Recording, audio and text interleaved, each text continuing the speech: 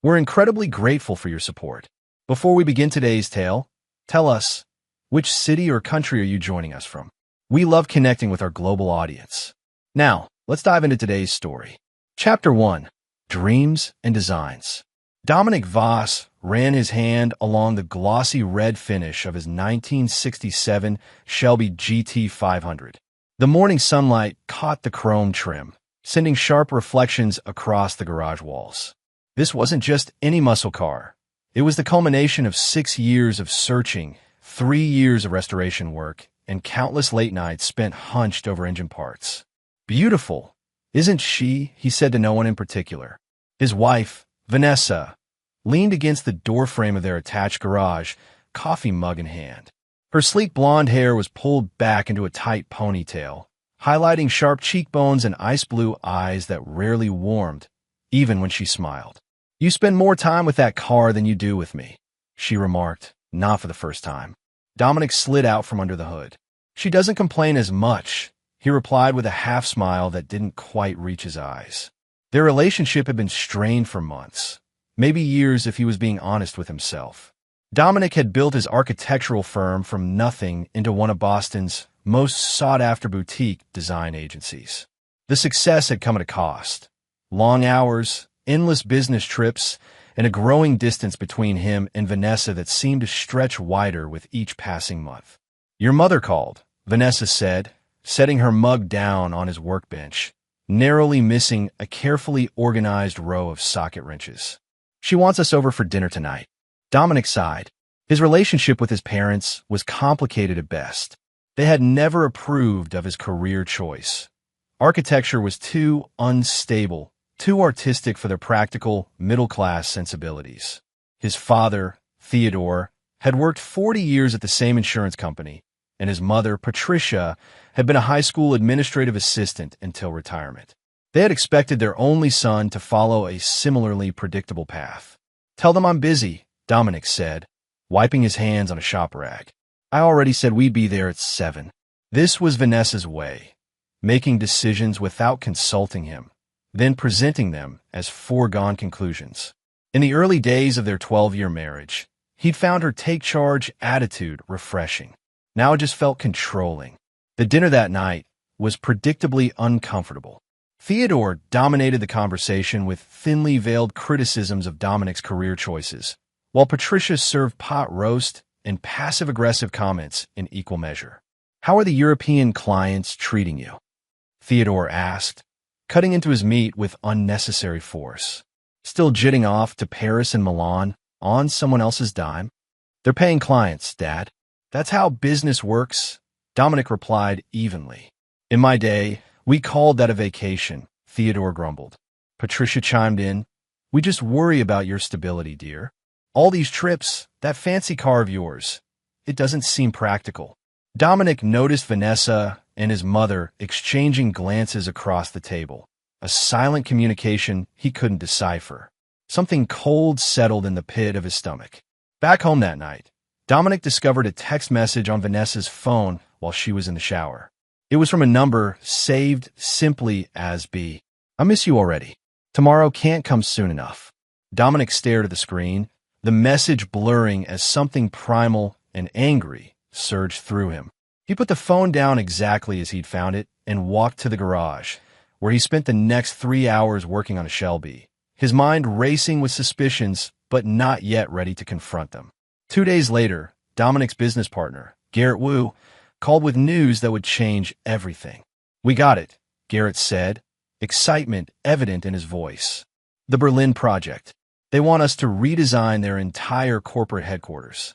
The Berlin project was exactly what their firm needed: international recognition, financial security, and a chance to implement the innovative, sustainable design concepts Dominic had been developing for years. "That's incredible," Dominic replied, genuine excitement momentarily pushing aside his personal concerns. "What's the timeline?" "That's the thing," Garrett hesitated. "They need you on site within 72 hours. Initial phase is 6 weeks minimum." Dominic thought about the timing. 6 weeks away would give him space to clear his head about Vanessa, to decide what to do about his suspicions. Maybe the distance would even help their marriage. I'll be on the next flight, he said.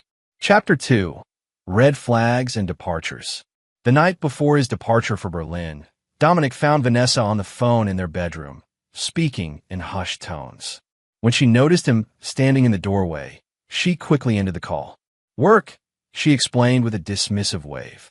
Vanessa was a real estate agent specializing in high-end properties, which often meant irregular hours, but something in her tone didn't ring true. I was thinking, Dominic said carefully, maybe you could come visit me in Berlin for a weekend. Once I'm settled. Vanessa's response was immediate and firm. I can't leave the Westbrook listing right now. It's a multi-million-dollar property. Right? Dominic nodded, watching her face for any telltale signs of deception. He found none. Vanessa had always been skilled at maintaining a perfect poker face, one of the assets that made her successful in sales. That night, as he packed his suitcase, Dominic added one item that wasn't on his usual travel checklist. A small, inconspicuous tracking device that he carefully attached to a magnetic holder underneath Vanessa's car before dawn the next morning. 6 weeks, Vanessa said at the airport, her goodbye kiss landing on his cheek rather than his lips. Try not to work too hard. I'll call every day, Dominic promised, knowing he probably wouldn't. As his plane lifted off from Boston Logan International, Dominic felt a strange mixture of apprehension and relief. Berlin represented both escape and purpose, a chance to immerse himself in the work he loved while gaining perspective on his increasingly troubled marriage. The first week in Berlin passed in a blur of meetings, site surveys, and collaborative sessions with the German engineering team. Dominic's days started at 7 a.m. and often ended well after midnight. He called Vanessa twice, brief conversations that felt like obligatory check-ins rather than meaningful communication. It was during the second week that he decided to check the tracking app. What he saw confirmed his worst suspicions. For the past 9 days, Vanessa's car had made regular trips to an address in Cambridge, an upscale neighborhood about 30 minutes from their home. Each visit lasted between 3 and 6 hours, always ending with her return home well before Dominic would normally arrive from work. Dominic copied the address and sent it to his oldest friend, Leo Blackwood, a private investigator whose services Dominic had used occasionally for background checks on potential clients. Need info on this location and whoever lives there. Urgent and confidential. Leo's response came 8 hours later, a comprehensive report that turned Dominic's world upside down. The Cambridge address belonged to Blake Reynolds, a 38-year-old finance executive at Corwin Capital. Blake was divorced, no children, with an annual income that rivaled Dominic's own. The report included surveillance photos showing Vanessa entering Blake's townhouse using her own key, and one particularly damning image of them embracing on the doorstep. Halfway around the world, Dominic sat alone in his hotel room, staring at his laptop screen until his eyes burned. The betrayal was one thing, painful but not entirely surprising given the state of their marriage. But something else nagged at him. The timing of this affair coincided with his parents' increasingly hostile attitudes toward him, particularly his mother's recent fixation on his impractical lifestyle choices. Acting on instinct, Dominic made a call to his home security company and accessed the recordings from the cameras he'd installed throughout their house the previous year. He scanned through footage from the week after his departure and felt his blood run cold. On the screen, he watched as his parents entered his home with Vanessa. The three of them disappeared into the garage, emerging 20 minutes later looking somber but determined. The next day's footage showed professional movers arriving and carefully loading his prized Shelby GT 500 onto a transport truck. They had sold his car, his passion project, his one true indulgence, the vehicle that represented thousands of hours of personal labor and dedication. Dominic's hands trembled as he picked up his phone and called Leo again. I need more, he said without preamble. Everything you can find on Blake Reynolds. And I need you to track a vehicle. He provided the details of his Shelby, hoping it wasn't too late. 3 days later, Leo delivered another report.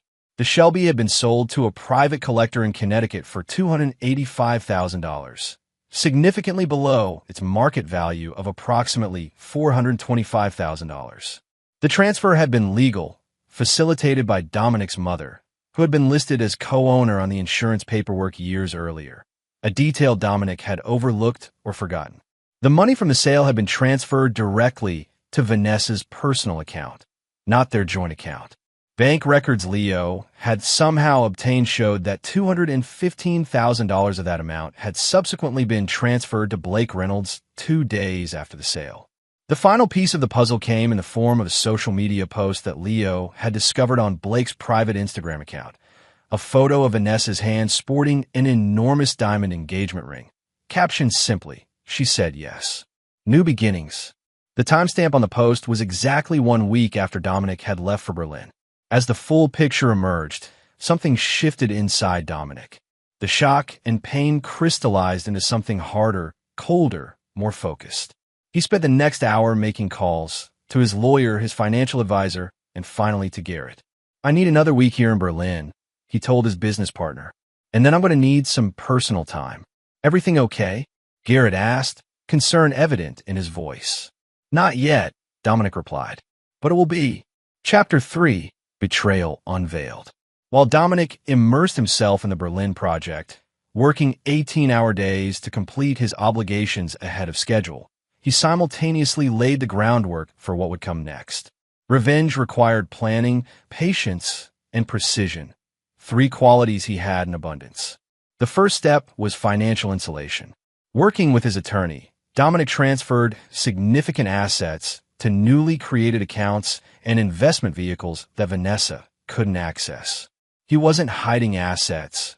Everything would be disclosed in the inevitable divorce proceedings, but he was ensuring she couldn't drain their joint resources before he returned.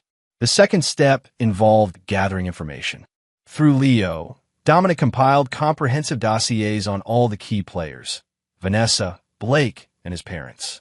He learned that Blake and Vanessa had first met 8 months earlier at a charity gala that Dominic had been too busy to attend. Their affair had begun almost immediately, according to text records Leo had somehow obtained. Most disturbing was the discovery that his parents had not merely been bystanders, but active participants in the betrayal. Email exchanges between his mother and Vanessa revealed a shared contempt for Dominic that cut deeper than the infidelity itself.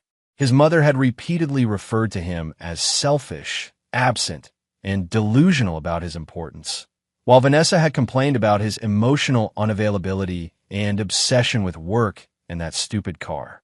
The car, his beloved Shelby, had been targeted specifically because it represented Dominic's independence and passion. Selling it had been a calculated act of control disguised as practicality. By the time Dominic boarded his return flight to Boston 4 weeks after his departure, his anger had cooled into something more dangerous: absolute resolve. He had taken an additional week to put certain elements in place, including hiring a moving company to secretly pack and relocate his most important possessions to a storage facility while Vanessa was out of the house. His flight landed at 10:32 a.m. on a Tuesday. According to Leo's surveillance, Vanessa was at Blake's Cambridge townhouse, where she had been spending increasing amounts of time. His parents were expecting him for dinner that evening. A welcome home gathering that Vanessa had arranged before informing him she wouldn't be able to attend due to work commitments. Dominic took a taxi directly to his parents' modest suburban home, letting himself in with his key. They weren't expecting him until evening, and he found his mother in the kitchen, preparing what appeared to be an elaborate meal. "Dominic," Patricia exclaimed, startled by his early arrival. "We weren't expecting you until 6. Your father's still at his doctor's appointment." "I wanted to surprise you," Dominic said, his voice neutral as he set his carry-on bag down. "Thought we could have some time to talk before dinner." Patricia's expression flickered with momentary unease before she composed herself. "Of course, dear. Let me just put on some coffee." They sat at the kitchen table, the same one Dominic had grown up with, its laminate surface worn thin in spots from decades of family meals. Patricia chatted nervously about neighborhood gossip and Theodore's arthritis, while avoiding any mention of Vanessa or Dominic's trip. Finally, Dominic cut through the small talk. "I know about the car, Mom." Patricia's coffee cup paused halfway to her lips. "What car, dear?" "The Shelby GT 500 that you helped Vanessa sell while I was away," Dominic said calmly. "My car." The one I spent 3 years restoring. The color drained slightly from Patricia's face, but she recovered quickly. Oh, that old thing. Well, Vanessa explained the situation, and we agreed it was for the best. You've always been impractical about money, Dominic. That car was just sitting there, depreciating.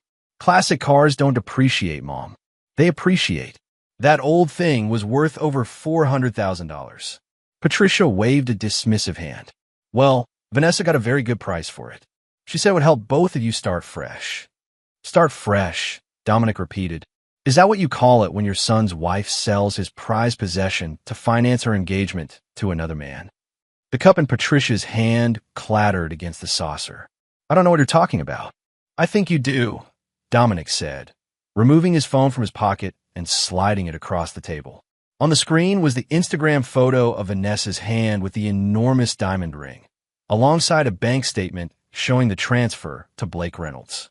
Patricia stared at the screen, then back at Dominic, her expression hardening rather than showing remorse. Well, what did you expect? You were never here. Always working, always with that car. Vanessa deserves someone who puts her first. Dominic felt a cold calm settle over him. And you decided that for me, did you? You and Dad and Vanessa all sat down and decided what I deserve. Someone had to be practical. Patricia snapped, her true feelings emerging. You've been living in a fantasy world since you were a child. Your father and I always had to be the realists.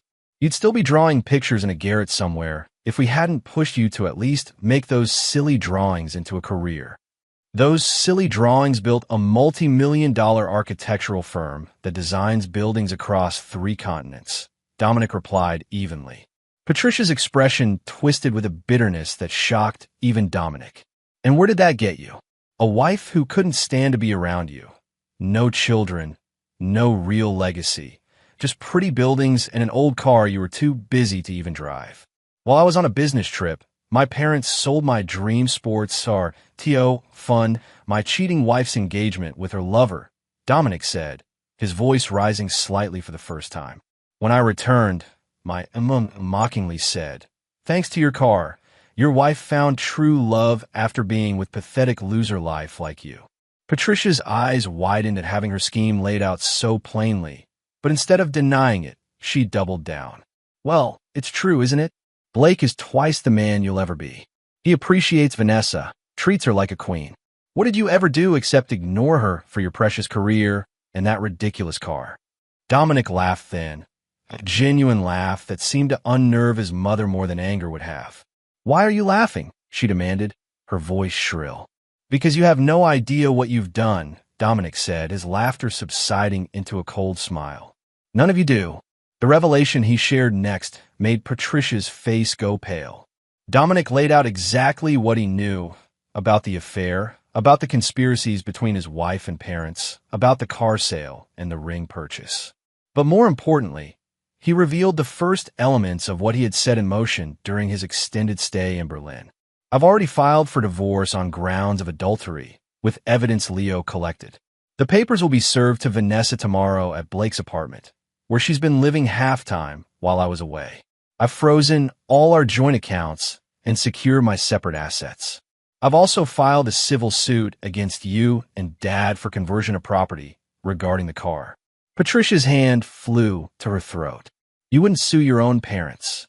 I already have, Dominic replied calmly. The complaint alleges that you exceeded your authority as a co-signer on the insurance by representing yourself as an owner with right to sell. Your status was only for liability purposes in case I was incapacitated, and you knew that. We were trying to help, Patricia stammered, but the excuse sounded hollow even to her own ears. And that's just the beginning, Dominic continued, standing up from the table. You should know that your little scheme cost me more than just a car. It cost you a son. As he walked to the door, Patricia called after him, her voice cracking. Dominic, please, you don't understand. We were worried about you. Dominic paused at the doorway. Save it for the deposition, Mom. I'll see myself out. As he stepped onto the porch, his phone buzzed with a text from Leo. She's on the move. Heading to your house. It was time for the next confrontation. Chapter 4. Face to Face. Dominic arrived at the expansive Colonial, he had shared with Vanessa for the last 7 years, noting with grim satisfaction that her BMW was already in the driveway. For a moment, he sat in his rental car, gathering his thoughts. This confrontation would require a different approach than the one with his mother.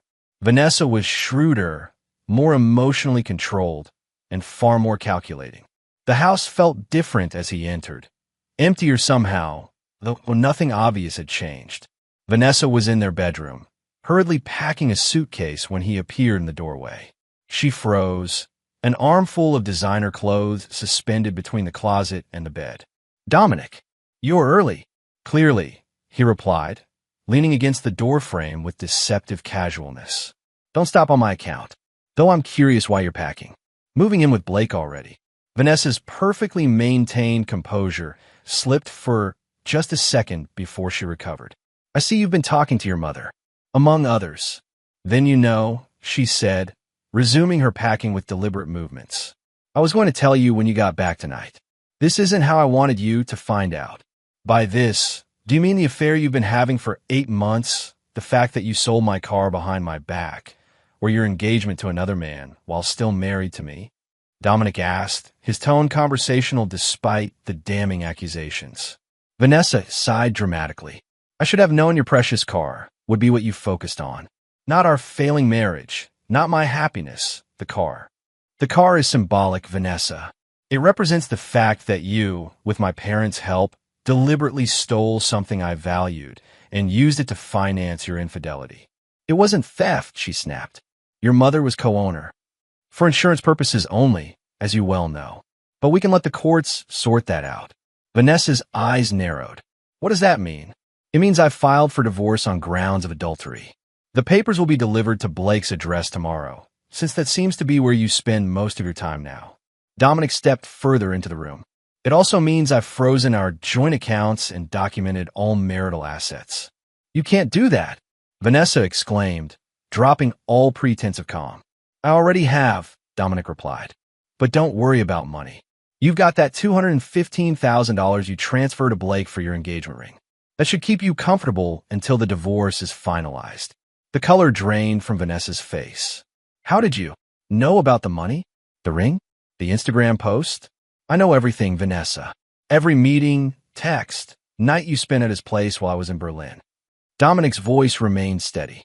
"I even know about the discussions you had with my parents, where you all decided I was such a terrible husband that I deserved to be robbed and betrayed."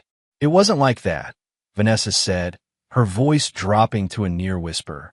"No." "Then tell me what it was like," Dominic challenged. "Explain to me how you justified selling my car without my knowledge or consent, then using the money to buy your engagement ring from another man. All while I was working 18-hour days in Berlin to build a future I thought we shared." "You were never here," Vanessa burst out, her composure finally cracking. "Even when you were physically present, your mind was always on work or that stupid car. Do you know how many dinners I ate alone? How many events I attended by myself? Because you were too busy?" "Blake actually sees me. He listens when I talk." "He sounds perfect," Dominic interrupted. "You two deserve each other. I hope the ring was worth it." As he turned to leave, Vanessa's voice took on a desperate edge. "The prenup says I get half of everything if you're the one who files for divorce." Dominic paused, allowing himself a small smile that didn't reach his eyes. "Check the infidelity clause, Section 8B. Documented adultery voids your claim to my premarital assets and business interests. You get half the marital property acquired during our marriage, minus the value of my car that you illegally converted. You wouldn't have that proof without spying on me," Vanessa countered, her legal mind already working on defense strategies. "Actually, I would. You weren't exactly discreet, Vanessa. Public displays of affection at restaurants, using your own key to his place in full view of neighbors, posting engagement photos online while still married to me. The courts tend to frown on that level of flagrancy." Vanessa's face flushed with anger. "This isn't over, Dominic. Blake has connections. So do I," Dominic interrupted again, "including at Corwin Capital's board of directors. Did you know they have a strict policy against executives engaging in relationships that might create ethical conflicts or public relations issues?" I wonder how they'd feel about Blake getting engaged to a married woman and accepting funds from the sale of property that wasn't hers to sell. Vanessa's eyes widened slightly, the first indication that she recognized she might have underestimated him. You have until tomorrow morning to remove your personal belongings, Dominic continued. Anything left behind will be considered abandoned property.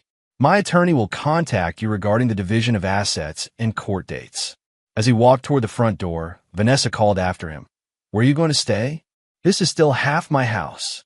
Actually, the house is in my name alone, Dominic corrected her. It was purchased before our marriage with my inheritance from my grandmother. The prenup you signed specifically excludes it from marital property. Check section 3A. He paused at the front door. But to answer your question, I'll be at the Cambridge Regency downtown for the next few days. I need to be close to my lawyer's office while we sort all this out. The Cambridge Regency, the same hotel where Blake Reynolds had taken Vanessa for their first clandestine meeting, according to Leo's investigation. The choice was deliberate, a subtle psychological jab that Dominic knew would unsettle Vanessa far more than an outburst of anger. As he left, he heard the distinct sound of something expensive shattering against the wall behind him. For the first time in months, Dominic smiled genuinely. The confrontations with his mother and Vanessa had gone exactly as anticipated. The first steps in a carefully orchestrated plan that was just beginning to unfold. Chapter 5. Strategic Patience. The Cambridge Regency Hotel's presidential suite offered a panoramic view of Boston's skyline. Dominic stood at the floor-to-ceiling windows, gazing out at the city lights while speaking on the phone with Leo. She left the house at 8:42 p.m. with 3 suitcases and a designer handbag, Leo reported. Headed straight to Reynolds Place in Cambridge. She was crying in the car. And my parents? Dominic asked. Your father returned home around 5:15. There was a heated discussion based on the surveillance audio. Your mother told him everything. He made 3 calls afterward. One to Vanessa, one to their attorney Harold Simmons, and one to a number we haven't identified yet. Dominic nodded, though Leo couldn't see him. Keep monitoring all of them. I want to know about any unusual movements or contacts.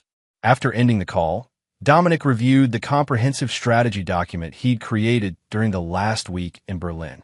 The plan was divided into 3 phases. Phase 1, isolation. Phase 2, revelation. Phase 3, resolution. Phase 1 was already in motion. He had cut off Vanessa's access to joint funds and filed for divorce with the adultery evidence Leo had collected. He had initiated the lawsuit against his parents for the illegal sale of his car. He had removed himself physically from all 3 primary antagonists while maintaining surveillance on their activities. The goal of this phase was to create separation and prevent them from coordinating effectively against him. For Phase 2, timing would be crucial. Dominic needed certain pieces to fall into place before proceeding, which meant exercising strategic patience, a quality that had served him well throughout his career. The next morning, Dominic met with his attorney, Sonia Rodriguez, a shark-like divorce lawyer known for her meticulous preparation and ruthless courtroom tactics. They've already reached out, Sonia said as Dominic took a seat in her sleek downtown office. Vanessa's lawyer, James Woodward, called this morning asking to discuss settlement terms. That was fast, Dominic remarked. What did you tell him? That we're not interested in negotiating until full financial disclosure is provided, Sonia replied, adjusting her tortoise-shell glasses. Including the $215,000 transfer to Reynolds and any other funds that may have been diverted from marital assets. And my parents? Their attorney filed a motion to dismiss your conversion claim, arguing that Patricia Voss had legal right as co-signer to sell the vehicle. It's weak, but they're hoping a judge might buy it at the preliminary hearing. Dominic nodded, unsurprised. When's the hearing? 2 weeks from Tuesday. Judge Crawford's court. A slight smile crossed Dominic's face. Crawford? That's perfect. Sonia raised an eyebrow. You know her. Our firm designed her vacation home in Nantucket last year.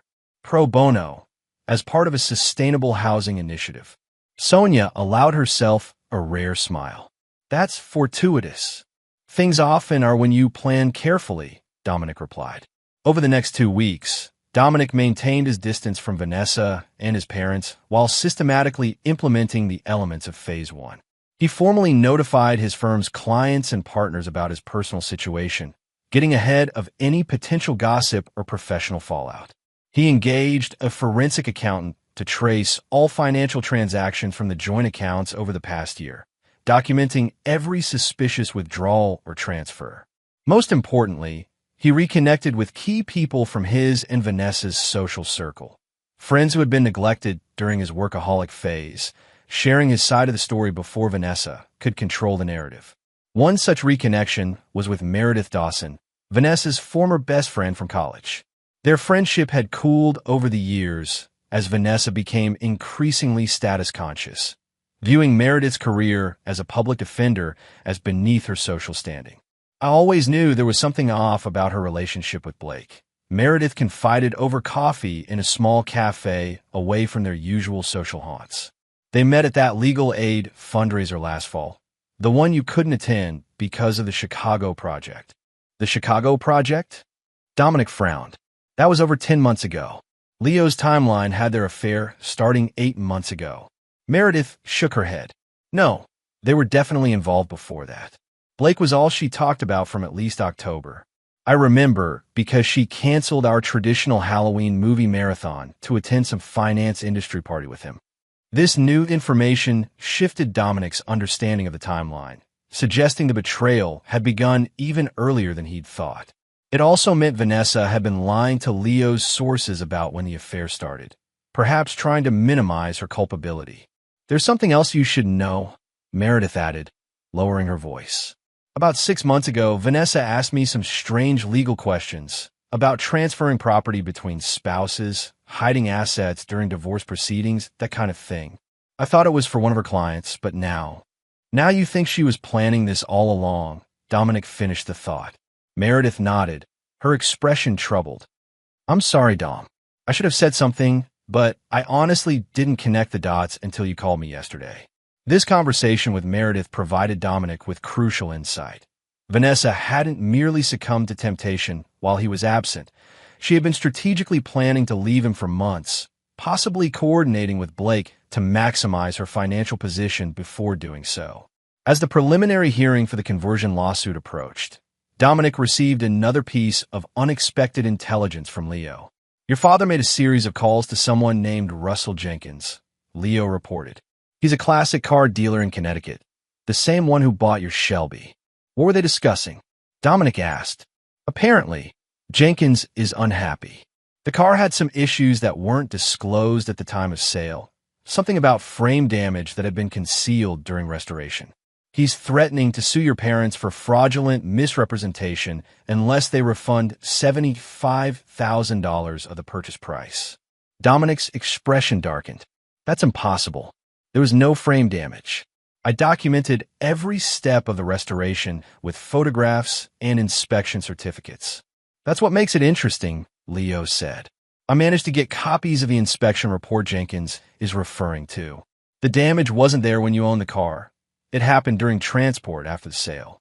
This revelation added a new dimension to Dominic's strategy. Someone, likely Blake, given his financial expertise, had engineered a situation where the car's value would be diminished after sale, creating leverage to force Dominic's parents to accept a reduced price. It was clever, manipulative, and entirely illegal. Give me everything on Jenkins, Dominic instructed, and find out who transported the car after the sale. The day before the hearing, Dominic received a text from an unknown number.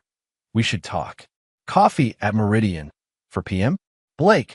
Dominic stared at the message for a long moment, considering the implications. Blake Reynolds was reaching out directly, bypassing lawyers and intermediaries. It could be a trap, an attempt to provoke a confrontation that would undermine Dominic's legal position.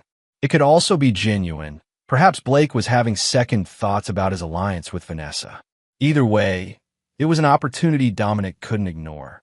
He texted back a single word, confirmed. The Meridian Cafe was deliberately neutral territory, an upscale coffee shop in Boston's financial district, populated by professionals too absorbed in their own affairs to pay attention to two men having a quiet conversation in the corner. Blake Reynolds looked exactly as his photograph suggested. Tall, athletic, with the polished good looks of someone who had never questioned his place in the world. He wore a tailored charcoal suit that probably cost more than most people's monthly salary, his confident posture revealing a man accustomed to being the most important person in any room. "Dominic," he said, extending his hand. "Thank you for meeting me." Dominic ignored the outstretched hand, taking a seat across for Blake. "Let's skip the pleasantries.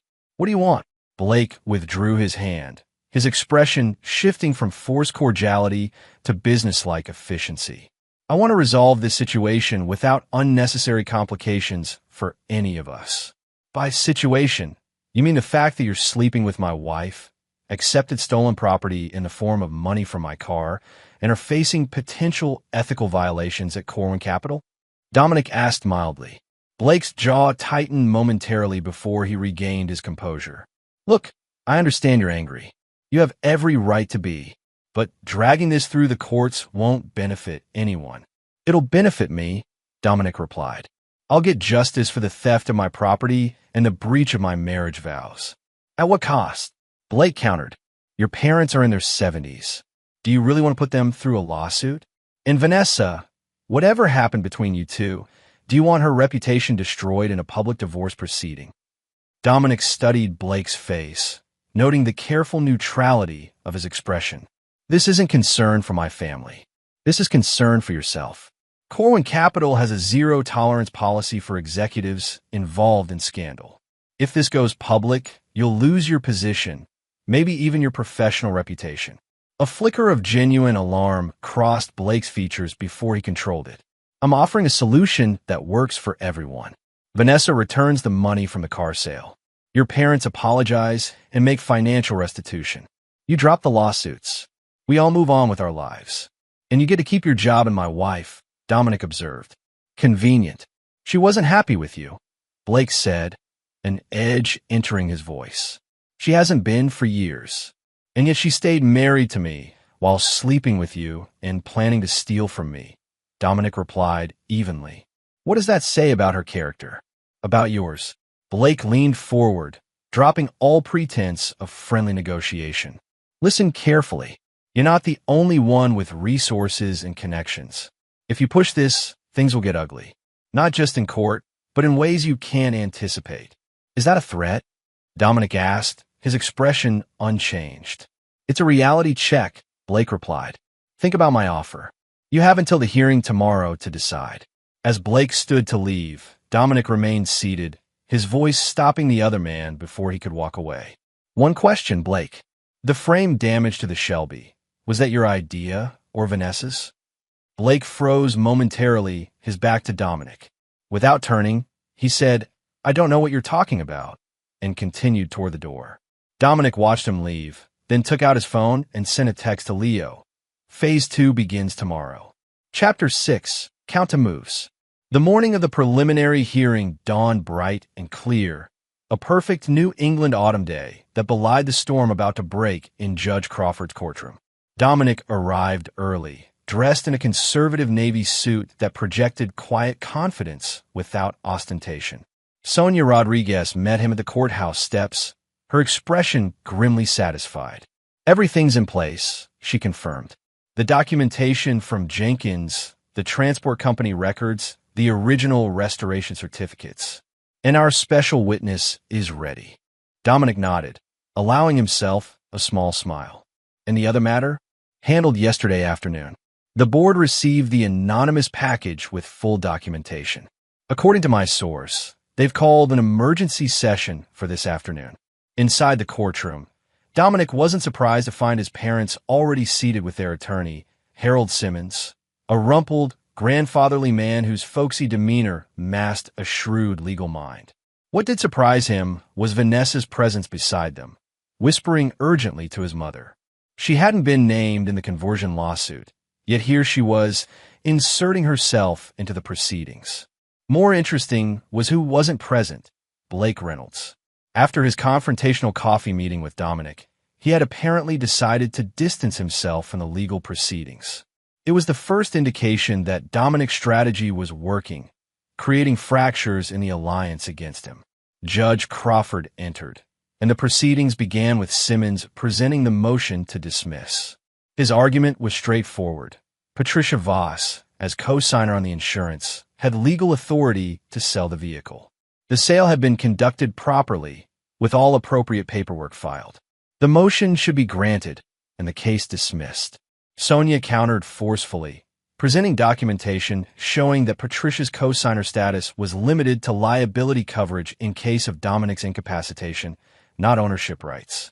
She highlighted the suspicious timing of the sale, immediately after Dominic's departure for a long-term overseas assignment, and the failure to consult him despite multiple opportunities to do so. As the arguments proceeded, Dominic observed his mother's expression growing increasingly troubled. Theodore sat stoically beside her, his face betraying nothing, but his white-knuckled grip on the courtroom bench told a different story. The tide turned decisively when Sonia introduced the evidence about the alleged frame damage. Your Honor, we have documentation proving that the Shelby GT500 was in perfect condition when it left Mr. Voss's possession. The supposed damage that led to Mr. Jenkins threatening litigation against the defendants occurred during transport arranged not by the defendants, but by a third party, Blake Reynolds, the paramour of Mr. Voss's wife, Vanessa. Simmons rose immediately. Objection, Your Honor. Mrs. Voss's personal relationships are irrelevant to this proceeding and not named in the complaint. On the contrary, Sonia countered, they go directly to motive and conspiracy. We have evidence that the sale of the vehicle, the intentional damage during transport, and the subsequent financial transactions were part of a coordinated effort to deprive Mr. Voss of his property and transfer those assets to fund Mrs. Voss's relationship with Mr. Reynolds. Judge Crawford's expression sharpened with interest. I'll allow it. Please continue, Ms. Rodriguez. Sonia then called their surprise witness, Damon Torres, the transport driver who had moved to Shelby from Boston to Connecticut. Under oath, Torres testified that he had been approached by Blake Reynolds with an offer of $5,000 to accidentally damage the vehicle during transport in a way that wouldn't be immediately noticeable, but would affect its value and safety certification. He said it was some kind of insurance thing, Torres explained, that the owner was trying to inflate the car's value, and this would even things out. I didn't know it was stolen property. By the time Torres finished his testimony, the courtroom atmosphere had shifted dramatically. Judge Crawford denied the motion to dismiss and set a trial date for the full case, but not before issuing a preliminary injunction freezing the remaining funds from the car sale in Vanessa's accounts. As they left the courtroom, Dominic noticed his father approaching, leaving Patricia and Vanessa behind. Theodore's face was ashen, his usual blustering confidence replaced by something Dominic had never seen before, uncertainty. Can we talk? Theodore asked, his voice uncharacteristically subdued. Alone, Dominic glanced at Sonia, who nodded slightly before walking ahead to give them privacy. I didn't know, Theodore said once they were relatively isolated in the courthouse corridor. About the car damage, about Blake Reynolds arranging it. None of it. Your mother said we were helping Vanessa secure her future because you were neglecting her. I believed her. You believed I deserved to have my property stolen? Dominic asked, keeping his voice level. Theodore shook his head, suddenly looking every one of his 72 years. I believe you were making the same mistakes I did, putting work before family. I spent my whole life that way, and it cost me everything that mattered. The unexpected vulnerability in his father's admission caught Dominic off guard. What are you saying, Dad? I'm saying I was wrong, Theodore replied, the words clearly difficult for him. About you. About this situation. Your mother convinced me that you were just like me, stubborn, work-obsessed, emotionally unavailable. But what I saw in there today, that wasn't about work or money. That was calculated betrayal. Dominic studied his father's face, searching for signs of manipulation or deception, but found only genuine distress. You need to talk to your attorney, he said finally. If you weren't aware of the fraud involving the car damage, that should be on the record. I will, Theodore nodded, but I wanted you to know first. Whatever happens with the lawsuit, whatever you decide, I understand now. As his father walked away, Dominic felt the first faint crack in his resolve. The plan he had so carefully constructed didn't account for genuine remorse or the possibility of reconciliation with his father. It was an unpredicted variable that would require adjustment to his strategy. That adjustment came sooner than expected. As Dominic and Sonia exited the courthouse, they found Vanessa waiting on the steps, alone and visibly agitated. "You set this up," she accused, stepping directly into Dominic's path. "You knew about the transport driver, about Blake arranging the damage. You've been playing us all along." "No, Vanessa," Dominic replied calmly. "You set this up when you decided to steal from me and betray our marriage. I'm just making sure everyone faces the consequences of their choices, including you." "Blake's been called to an emergency board meeting at Corwin," Vanessa said, her voice tight with suppressed fury. "Someone sent them documentation about our relationship, about the money from the car. They're talking about termination for ethical violations." "How unfortunate," Dominic remarked without sympathy. Perhaps Blake should have considered the professional implications before accepting funds from a fraudulent transaction. Vanessa's carefully maintained composure finally cracked. "You're destroying everything. My reputation, Blake's career, your parents' retirement. All because of your wounded pride and that stupid car." "No, Vanessa," Dominic corrected her, his voice hardening. "This isn't about pride or even the car. It's about justice. You conspired to steal from me while I was working to build our future. You engaged my parents in your scheme. You manipulated and deceived everyone involved. Those actions have consequences. What do you want?" Vanessa demanded, her voice dropping to a desperate whisper. "Money? The house. What will it take to end this?" Dominic regarded her coolly. "Phase 2 is just beginning, Vanessa. You'll know what I want when the time comes." As he walked away with Sonia, leaving Vanessa standing alone on the courthouse steps, Dominic felt neither triumph nor satisfaction, only the cold clarity of purpose. Phase 2. Revelation was unfolding perfectly, exposing the truth not just to the court but to all participants in the betrayal. The cracks in their alliance were widening, and soon they would shatter completely. That evening, Leo reported that Blake Reynolds had indeed been suspended pending investigation by Corwin Capital's board. Theodore had contacted his own separate attorney, distancing himself from Patricia's legal strategy.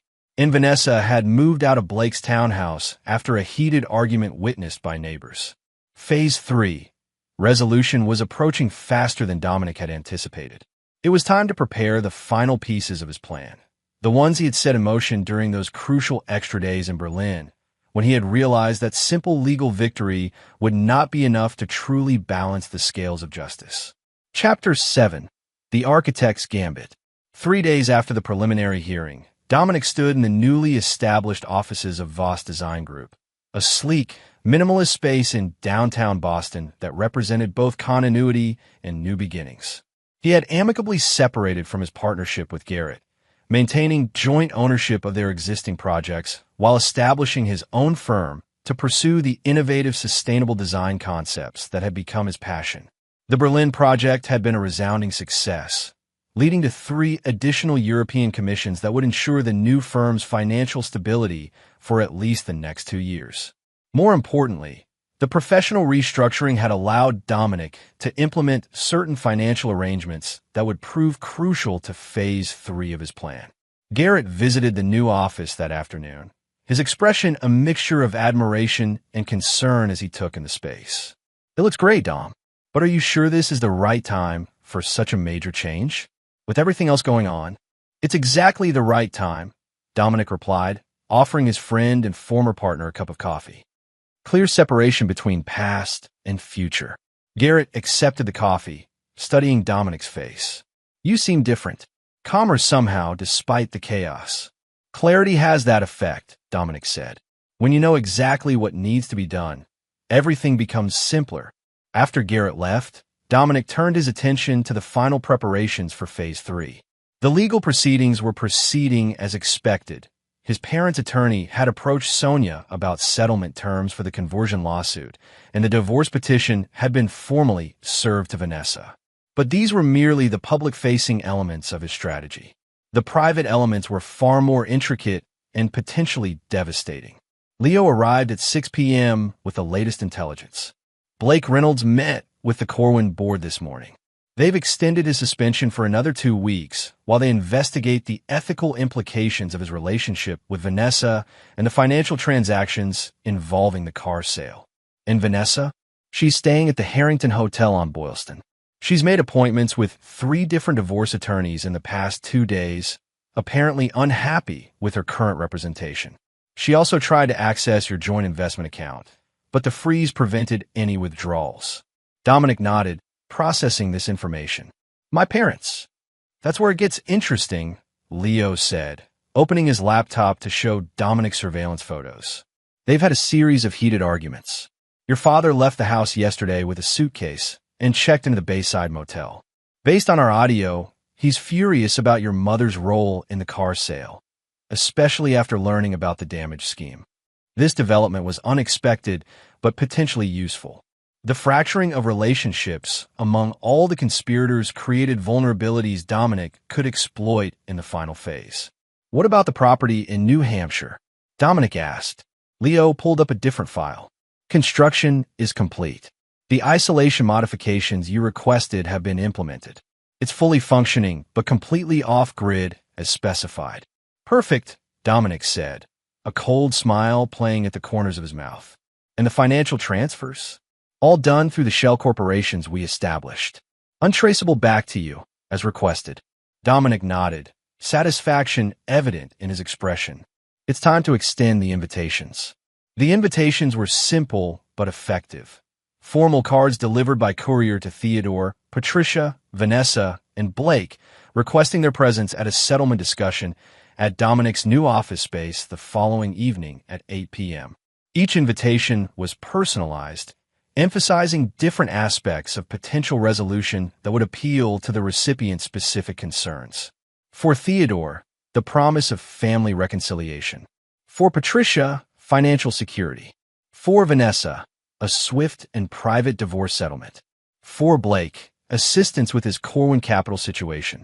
Each had reason to attend, and each would find it difficult to refuse given their increasingly precarious positions. The stage was set. All that remained was for the players to arrive. At precisely 8 p.m. the following evening, Dominic waited in the conference room of Voss Design Group. The space had been carefully arranged. A round table with 5 chairs, each position meticulously prepared with relevant documents. The lighting was subdued but focused, creating an atmosphere of serious negotiation. Theodore arrived first, 15 minutes early and visibly uncomfortable in formal attire that hung slightly loose on his frame. He had lost weight in the weeks since the confrontation. Dominic, he greeted cautiously. Thank you for the invitation. Dad, Dominic acknowledged with a nod. Please take a seat. The others will be here shortly. Patricia arrived next, her expression guarded as she took in the space and the presence of her estranged husband. She had clearly made an effort with her appearance, wearing an expensive dress that Dominic recognized as new. You've done well for yourself, she remarked, gesturing to the office. It's impressive. Thank you, Dominic replied neutrally. Your seat is there, with a blue folder. Vanessa and Blake arrived together, though their body language suggested tension rather than unity. Blake looked haggard, the strain of his professional uncertainty evident in the shadows beneath his eyes and the slight disarray of his usually immaculate appearance. Let's get this over with, Vanessa said without preamble, taking her designated seat. Once all were seated, Dominic remained standing, commanding the room from his position at the head of the table. Thank you all for coming.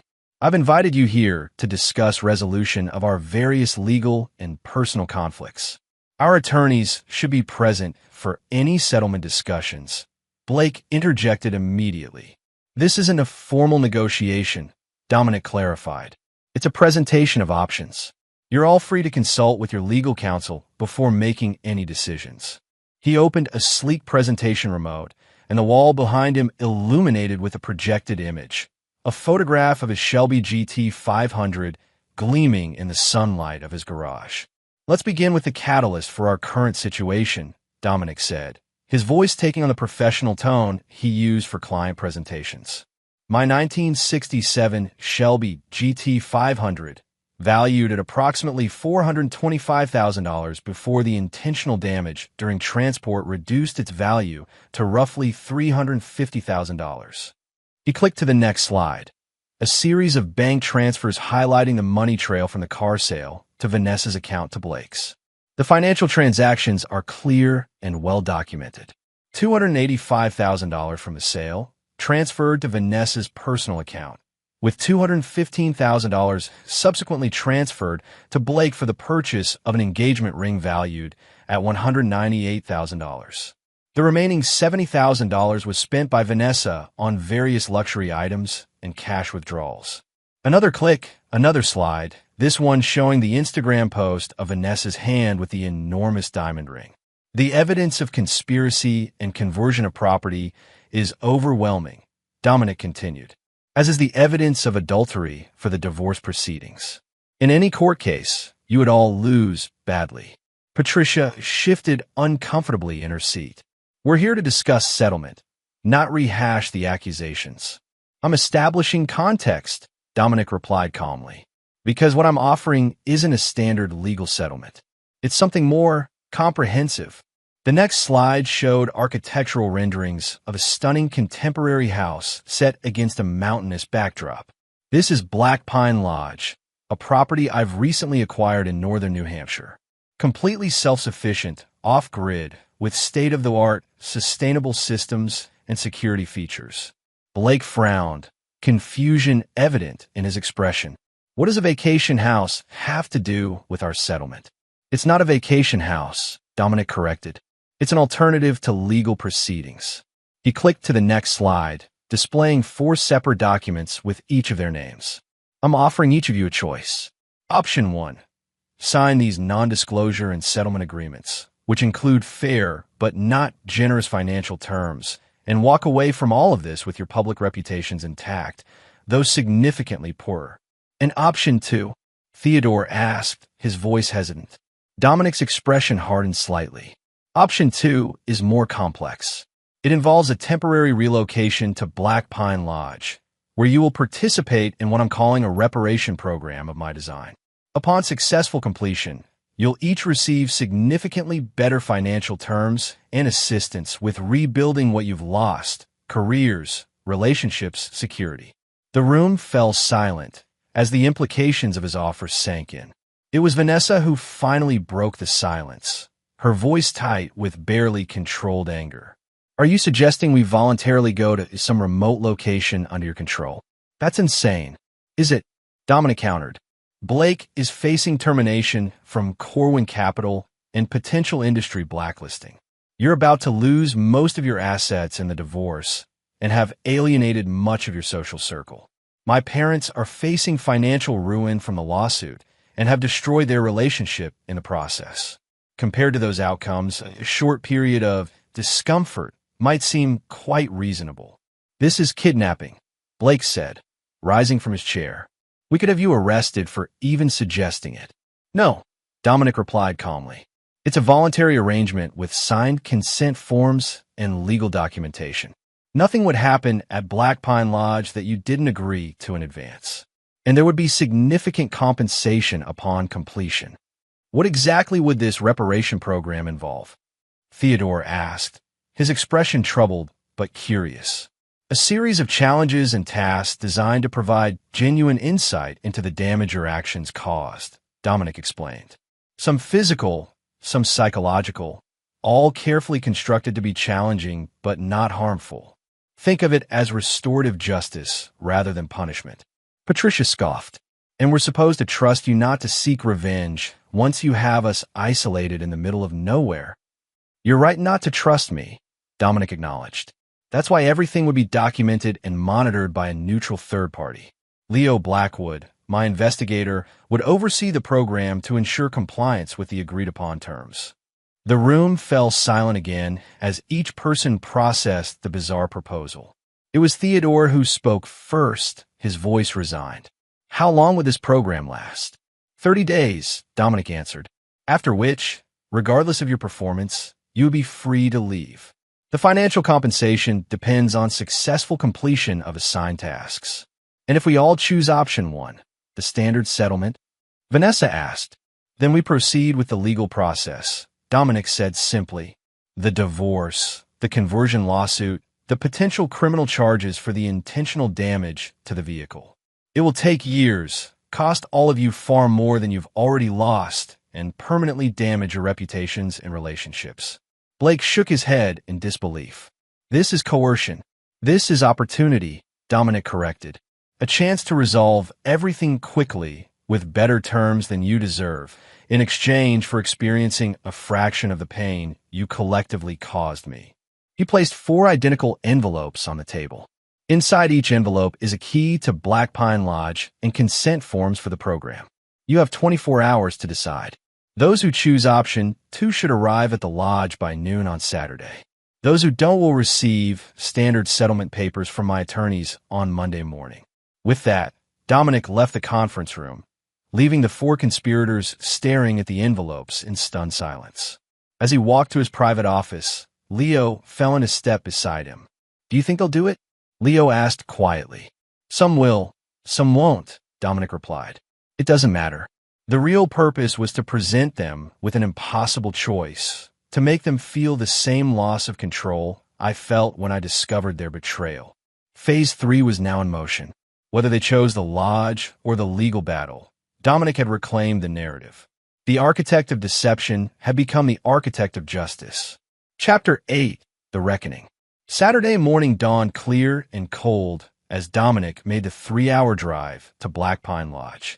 The property was deliberately remote, accessible by a single private road that wound through dense forest before opening onto a stunning vista of mountains and a crystal-clear lake.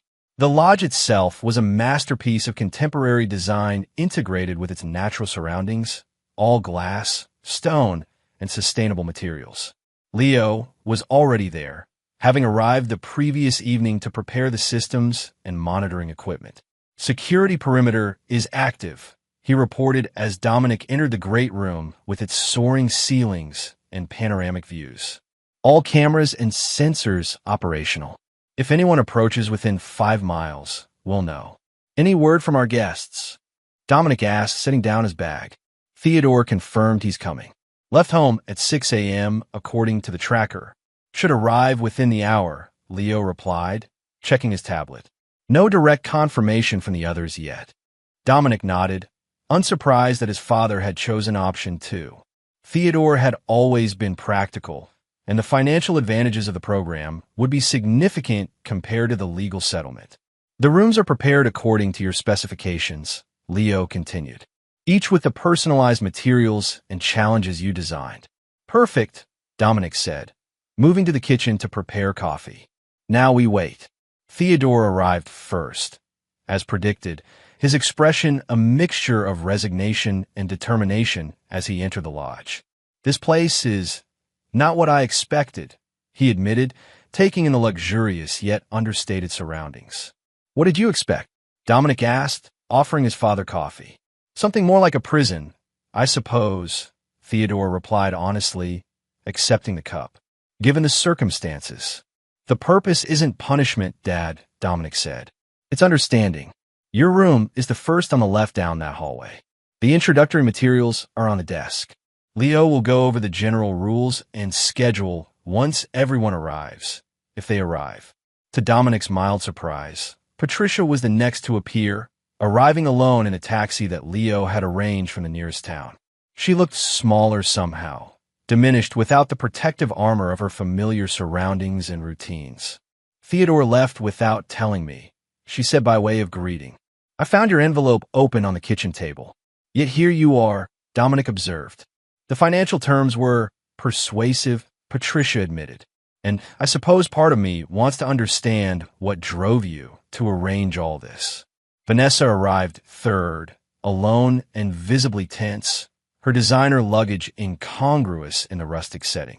She avoided direct eye contact with Dominic, speaking instead to Leo about practical arrangements and room assignments. It was late afternoon when Leo's tablet alerted them to the final arrival. Blake Reynolds pulled up in a rental SUV, his expression unreadable as he entered the lodge. He had clearly struggled with the decision. His normally impeccable appearance was rumpled, his eyes bloodshot from either lack of sleep or excessive drinking. "I want it on record that I'm here under protest," Blake announced to the room at large. "And I expect full compensation as outlined in the agreement." "Noted," Leo replied professionally. "Your room is the last one on the right. Please review the materials there before our orientation dinner at 6 p.m. With all 4 guests now installed in their rooms, Dominic retreated to the lodge's office to monitor their initial reactions through the discrete cameras. Each room contained a personalized welcome package with specific instructions and the first of the challenges they would face. Theodore sat at his desk, reading through every document, his expression growing increasingly troubled. Patricia paced her room nervously before finally opening her folder. Vanessa immediately began searching for surveillance devices, her suspicion evident in every movement.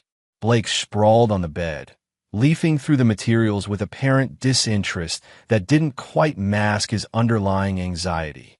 At precisely 6 p.m., all 4 gathered in the dining room where Leo had prepared a simple but elegant meal. Dominic remained in the office, watching through the cameras as Leo explained the structure of the program. For the next 30 days, you will each complete a series of tasks designed by Dominic to provide insight into specific aspects of the harm caused by your actions, Leo began, his tone professional and detached. Some tasks will be individual, others collaborative. Successful completion results in financial compensation as outlined in your agreements. And if we refuse a task, Blake asked, his fork poised over his untouched salmon. "That's your right," Leo replied, "but it affects your final compensation package. Think of it as a points system. Each completed task accrues points toward your ultimate settlement amount." "This is psychological torture," Vanessa muttered. "No, Mrs. Voss," Leo corrected firmly. "Psychological torture would be what you did to Dominic, conspiring behind his back, gaslighting him about your activities, stealing his property, and mocking him afterward. This is a voluntary program with clear parameters and objectives." The dinner proceeded in uncomfortable silence after that exchange. Dominic observed each participant closely, noted Theodore's resigned compliance, Patricia's nervous fidgeting, Vanessa's barely contained fury, and Blake's calculated assessment of the situation. The first week of the program unfolded according to Dominic's careful design. Each morning, participants received their daily task assignment, ranging from physically demanding work around the property to emotionally challenging exercises in self-reflection and accountability. Theodore approached each task with grim determination, completing even the most difficult physical labor without complaint. His first major challenge, restoring a classic car engine similar to the one from Dominic Shelby, seemed to affect him deeply, his hands trembling as he worked meticulously on each component. Patricia struggled with the physical tasks, but showed unexpected insight during the reflection exercises, particularly when asked to write a detailed account of the planning meetings she'd had with Vanessa about selling the car. Her written confession revealed that she had indeed been the instigator, driven by decades of resentment over Dominic's rejection of her life plans for him. Vanessa alternated between defiant refusal and grudging participation, calculating which tasks offered the best return on investment for her settlement. Her strategy became evident when she enthusiastically tackled high-value tasks while neglecting others, regardless of difficulty. Blake proved the most resistant, refusing several tasks outright despite the financial penalties. His breaking point came during the first collaborative challenge, a simulated business negotiation where the 4 participants had to reach consensus on a complex ethical dilemma. His attempt to manipulate the others backfired when Theodore unexpectedly called him out for using the same tactics he'd employed in convincing them to sell Dominic's car. By the end of the first week, the dynamics had shifted noticeably. Theodore and Patricia had stopped speaking to each other entirely after a particularly revealing therapy exercise. Vanessa had begun spending more time alone, her initial confidence visibly eroding. And Blake had started making private overtures to each of the others, trying to form alliances against what he termed Dominic's psychological games. Dominic himself maintained his distance, appearing only via video conference for specific exercises that required his participation. His detachment was deliberate, allowing the natural consequences of their actions and interactions to unfold without his direct influence. It was during the second week that the first significant breakthrough occurred. Theodore requested a private meeting with Dominic, bypassing Leo as intermediary. They met on the lodge's expansive deck overlooking the lake, the evening air crisp with approaching autumn. Theodore looked older than his years, the program's rigors having stripped away his usual bluster to reveal the vulnerability beneath. "I understand now," Theodore said without preamble, "what the car meant to you. It wasn't just a vehicle or an investment. It was something you built, something you controlled in a life where so much was beyond your control." Dominic remained silent, allowing his father to continue. "That engine restoration task, it showed me what you experienced. The patience, the precision, the satisfaction of seeing something broken become whole again through your own efforts." Theodore's voice cracked slightly. "When your mother and Vanessa approached me about selling it, I told myself it was just a car, an indulgence, something replaceable. It wasn't," Dominic said simply. "No," Theodore agreed. "It was a betrayal of everything you'd built, everything you valued. And I participated in that betrayal because it was easier than standing up to your mother, easier than acknowledging that you had created a life I secretly envied, one built on passion rather than practicality." The admission hung in the air between them, more powerful than any scripted apology could have been. Dominic found himself at a crossroads. Stick to the calculated plan of distant observation, or engage with this unexpected moment of genuine connection. "Why did you stay with her?" Dominic asked, the question emerging from a place of genuine curiosity rather than accusation. "All these years, when it's clear you've been unhappy." Theodore gazed out at the darkening lake. "Same reason you stayed with Vanessa long after the relationship had soured. Fear of failure, fear of starting over, fear that the devil you know is better than the one you don't." Dominic nodded, recognizing the truth in his father's words. For all their differences, they shared this fundamental flaw, the stubborn persistence in situations that no longer serve them. "I'm filing for divorce," Theodore said quietly, "when this is over, regardless of the financial outcome." "Are you sure that's what you want?" Dominic asked. "It's what I should have done 20 years ago," Theodore replied with surprising firmness. "Your program here, it's given me clarity I didn't expect.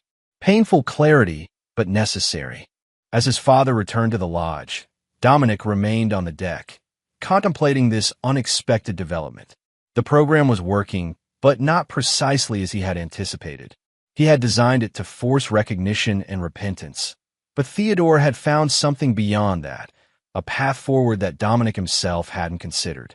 The next breakthrough came from a less expected source. Blake Reynolds, who had maintained his resistant stance throughout the program, approached Leo with a proposition on the 10th day. "I want to speak with Dominic directly," Blake requested. "Off camera, no recordings." Dominic agreed, meeting Blake in the neutral territory of the lodge's library, a space deliberately designed without surveillance equipment. "Your program is clever," Blake began, dispensing with pleasantries. "Psychologically sophisticated. Did you design it yourself, or hire consultants?" "Does it matter?" Dominic countered. "It matters because I'm trying to understand what you really want," Blake replied. "This elaborate setup, the tasks, the monitoring, it's excessive for mere revenge. You could have destroyed us all legally without this theatrical production." Dominic studied the man who had participated in the dismantling of his marriage and theft of his property. Blake was perceptive, more so than Dominic had given him credit for. "What do you think I want?" Dominic asked.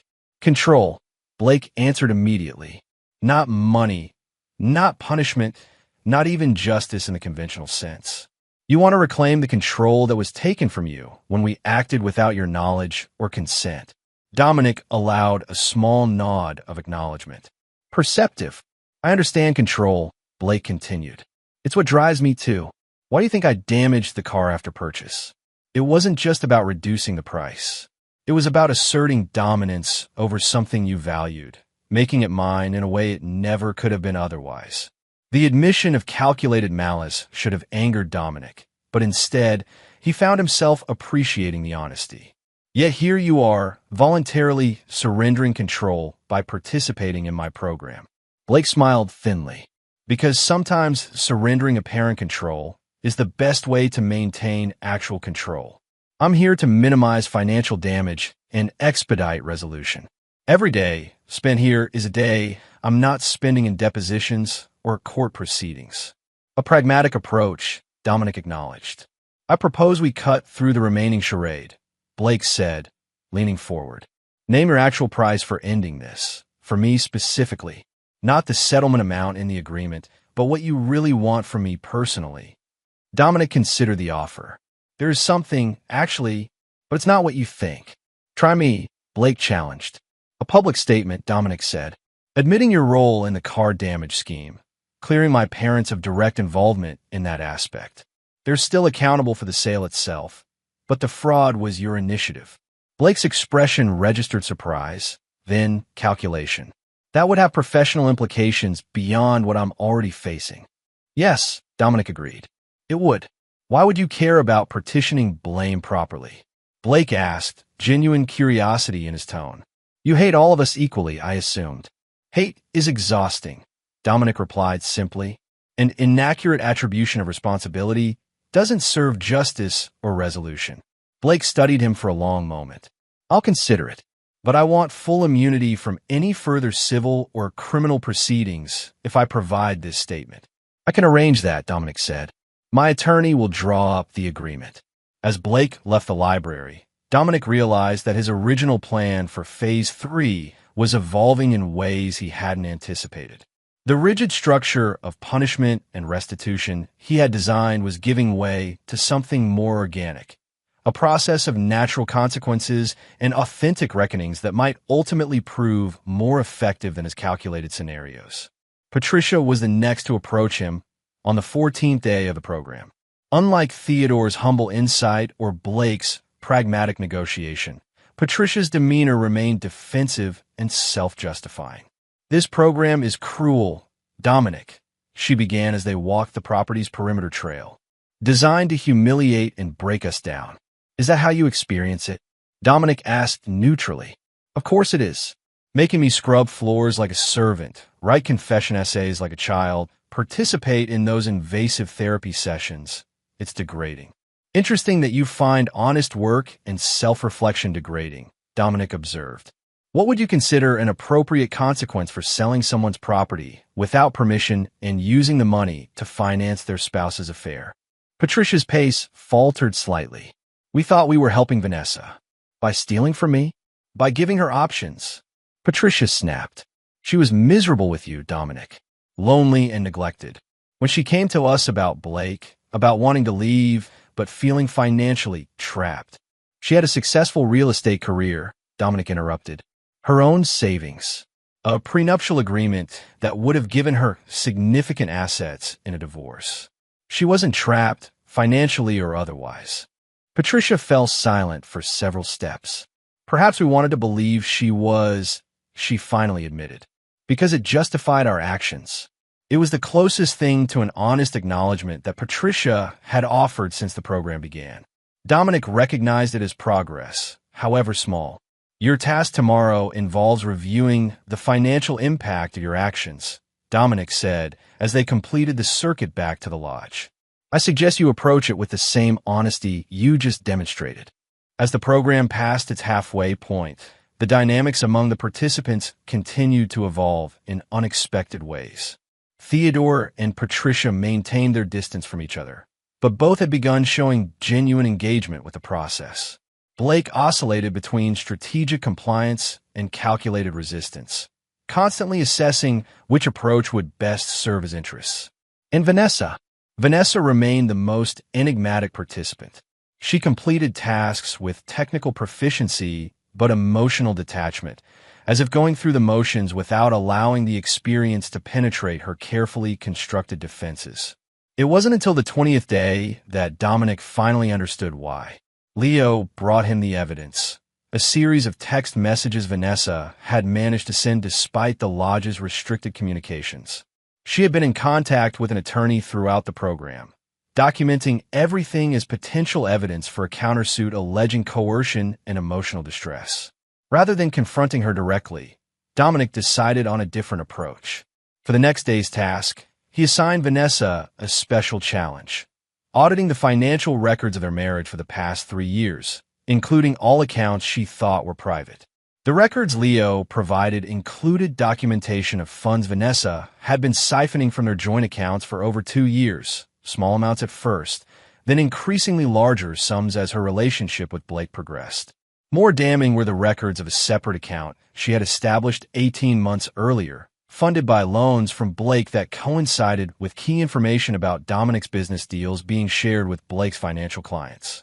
She had been selling Dominic's proprietary business information long before the affair became physical, a betrayal more calculated and damaging than even Dominic had suspected. When confronted with this evidence during that evening's group session, Vanessa's carefully maintained facade finally cracked. "You were never supposed to find out," she burst out, her composure dissolving into raw fury. "Any of it. The plan was perfect. You'd be in Berlin for months. The divorce would be filed while you were away. Everything would be settled by the time you returned. Why the elaborate scheme?" Dominic asked calmly. "Why not simply file for divorce and move on?" "Because you didn't deserve half of what you had." Vanessa's voice rose with genuine emotion for the first time. "You were oblivious, Dominic. To me, to us, to everything that wasn't your precious work or that stupid car. Do you know how many nights I spent alone while you were in the garage or at the office? How many events I attended solo, making excuses for your absence? That justifies theft and corporate espionage." Theodore interjected, his disgust evident. "It justifies rebalancing the scales," Vanessa insisted. "Blake recognized my value even when you didn't, Dominic. He appreciated my insights, my connections. We were partners in a way you and I never were." "Partners in crime," Patricia murmured, earning a venomous glare from Vanessa. "Don't pretend you're innocent in this." Vanessa snapped at her former mother-in-law. "You were eager to help when I approached you about the car. You said Dominic had always been selfish, just like his grandmother, that he didn't deserve that ridiculous toy while ignoring his marriage." Patricia flushed but didn't deny the accusation. The truth was finally emerging, raw, ugly, and unvarnished by pretense or justification. As the session devolved into recriminations and counter-accusations, Dominic observed without intervening. This unscripted confrontation was accomplishing what weeks of carefully designed tasks had only begun to approach: genuine accountability in the harsh light of fully exposed truth. When Leo finally called an end to the session, all 4 participants retreated to their rooms, emotionally exhausted and visibly shaken. Dominic reviewed the surveillance footage later that night, noting with interest the aftermath of the confrontation.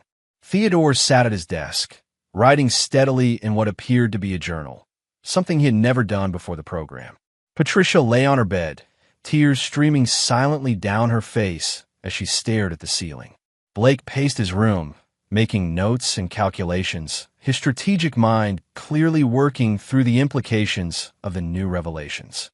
And Vanessa packed her belongings, her movements precise and controlled despite the emotional upheaval of the evening. She was planning to leave, despite the financial penalties for early termination of the program. Dominic wasn't surprised when Leo knocked on his office door at dawn. "Vanessa's gone," Leo reported. "Left sometime around 4 a.m. Use the emergency exit code I'm required to provide under the agreement terms." Dominic nodded, unsurprised. "Let her go. She's made her choice. Should we notify the others?" "Yes," Dominic decided, "but continue the program as scheduled. We still have 10 days remaining." With Vanessa's departure, the dynamic among the remaining participants shifted once again.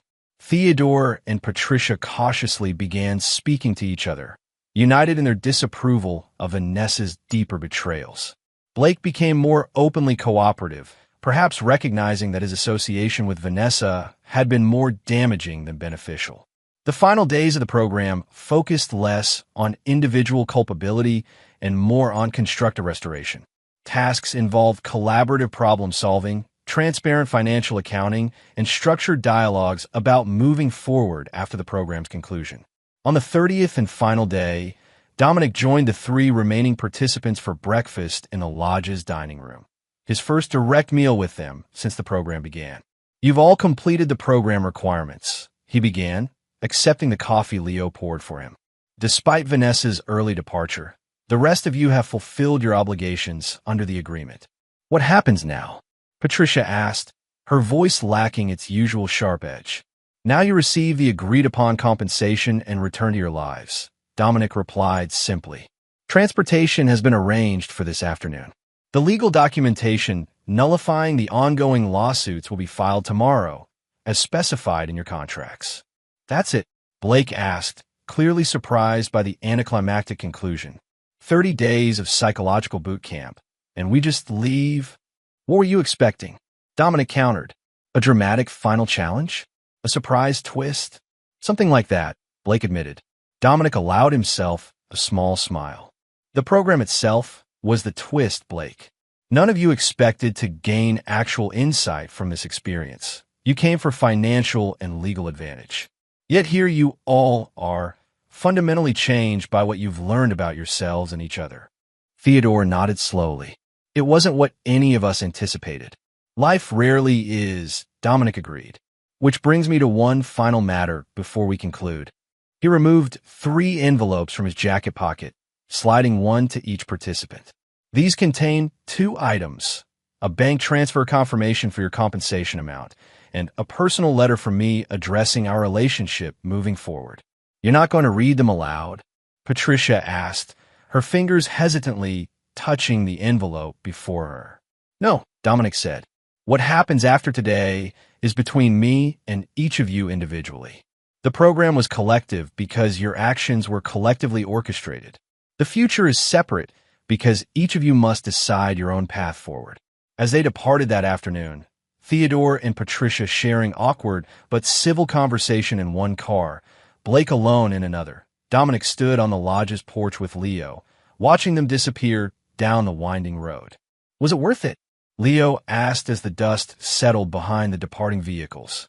"All this elaborate planning and execution?" Dominic considered the question carefully. "Not in the way I originally intended," he admitted. "I designed this program as sophisticated revenge, controlled punishment disguised as rehabilitation. What became was something else entirely. Actual rehabilitation?" Leo suggested. "For some of them, perhaps," Dominic agreed. "For others, merely a costly lesson. And for me?" "For you?"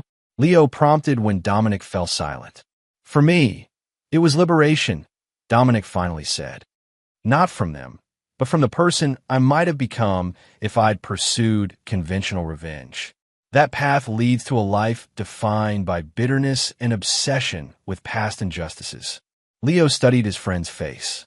"And now I build," Dominic said simply.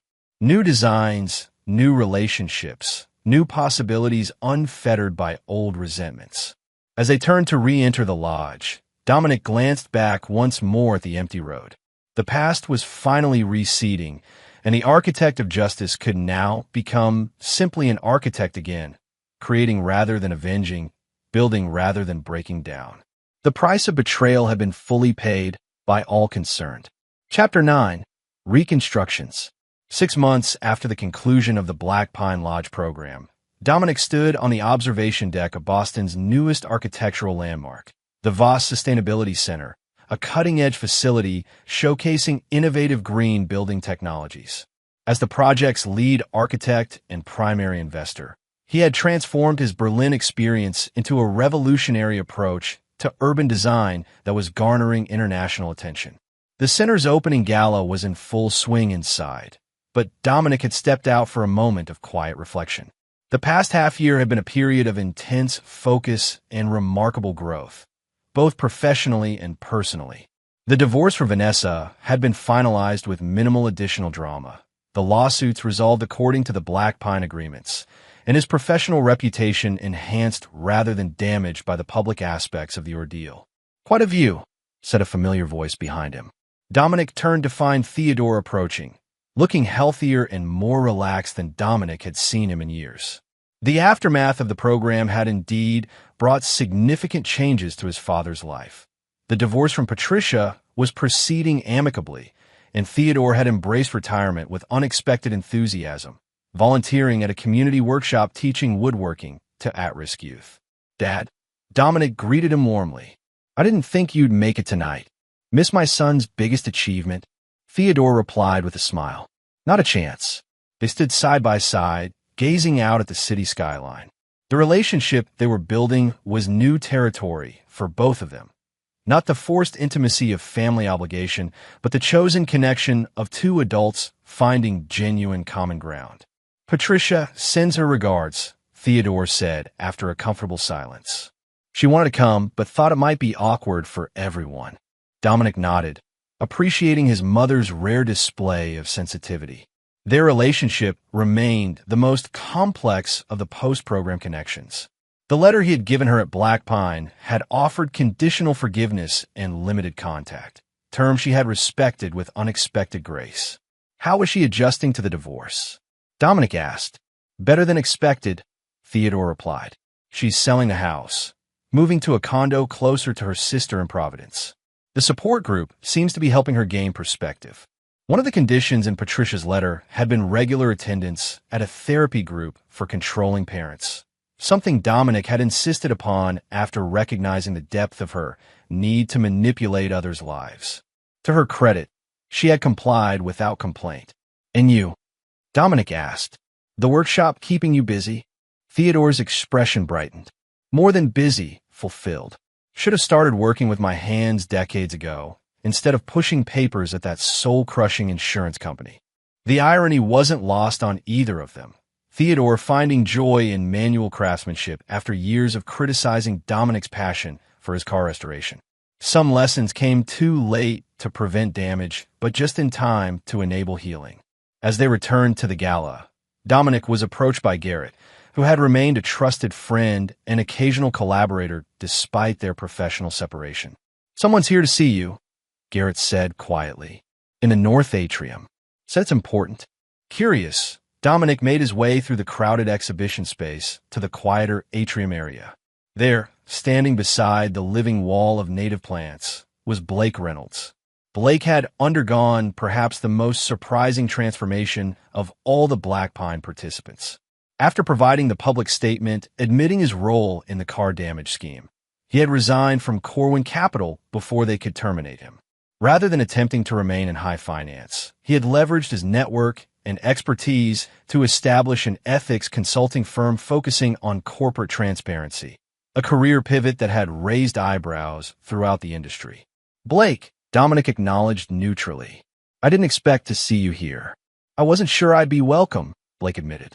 "But I have something you should see." He handed Dominic a folded document, real estate transfer papers for a property in Connecticut. As Dominic scanned the details, he realized what he was holding. Ownership records for his Shelby GT 500, now legally returned to his name. "How did you manage this?" Dominic asked, genuine surprise evident in his voice. "Jenkins was more reasonable than expected once I explained the situation and offered appropriate compensation," Blake replied. "The car's been fully restored, frame damage properly repaired, all original specifications maintained. It's being delivered to your warehouse space tomorrow morning." Dominic studied the man before him, someone who had participated in one of the most painful betrayals of his life, yet now stood offering unexpected restitution. "Why?" Blake considered the question carefully before answering. "The letter you gave me at Black Pine asked for one thing, that I find a way to make genuine amends, not just financial compensation. This seemed like the most meaningful way to do that." It was true. Unlike the letters to his parents, which had focused on conditions for limited ongoing relationship, Dominic's letter to Blake had been straightforward. No further contact unless it was to make concrete amends for the damage caused. "Thank you," Dominic said simply. "This is unexpected." Blake nodded, turning to leave. "One more thing you should know. Vanessa contacted me last month. Wanted to reconnect, suggested we could start fresh now that everything had settled down. And Dominic prompted when Blake paused. I declined, Blake said with a slight smile. Some lesson from Black Pine stuck with me, particularly the one about recognizing patterns of manipulation and deception. As Blake walked away, Dominic felt a weight he hadn't realized he was still carrying finally lift completely. The return of the Shelby wasn't just about recovering a valuable possession. It represented the final resolution of the betrayal that had set everything in motion. Later that evening, as the gala wound down, Dominic found himself in conversation with Meredith Dawson, whose friendship had been one of the unexpected positive developments in the aftermath of his divorce. "Quite a night for you," Meredith observed, her dark eyes warm with genuine pleasure at his success. "The center is extraordinary, Dom. It's going to change how people think about urban sustainability." "That's the goal," Dominic agreed, "though I never expected to be standing here 6 months ago. Back then, I was still focused on making them pay for what they'd done." "And now?" Meredith asked, studying his expression. "Now I'm focused on building what comes next," Dominic replied. "The revenge plan served its purpose. It gave me back control when I felt most powerless. But continuing to define my life by that betrayal would have been its own kind of prison." Meredith nodded thoughtfully. "Speaking of what comes next, would you be interested in dinner sometime? Just the two of us, away from professional events and mutual friends." The invitation was offered casually, but with clear intent, a potential beginning rather than part of an ending. Dominic found himself smiling genuinely, the expression feeling natural in a way it hadn't for longer than he could remember. "I like that," he replied. The next morning, Dominic stood in his warehouse space as the transport truck delivered his restored Shelby GT500. The car gleamed under the overhead lights, every detail perfect, every component restored to its original glory. He ran his hand along the glossy red finish, feeling the smooth perfection of the surface beneath his fingers. For a moment, he was transported back to that morning before Berlin, before the betrayal, when the car had represented his passion and persistence. Now it symbolized something different, not just what had been taken, but what had been reclaimed and rebuilt. Dominic slid into the driver's seat, inserted the key, and felt the powerful engine rumble to life. The sound was pure mechanical poetry, a symphony of engineering and careful restoration. Without hesitation, he put the car in gear and drove out of the warehouse into the bright morning sunshine. The open road beckoned, a path forward that wasn't defined by the injuries of the past, but by the possibilities of the future. As the powerful machine responded to his touch, Dominic embraced the freedom of movement, of progress, of forward momentum. The architect of his own destiny once more, he accelerated into whatever came next, no longer seeking justice, but living it. And there you have it. Another story comes to an end. What did you think? I'd love to hear your thoughts in the comments below. If you enjoy this story, consider joining our community by subscribing. It means the world to us. For more stories like this one, check out the recommended videos on screen. And I'll see you there.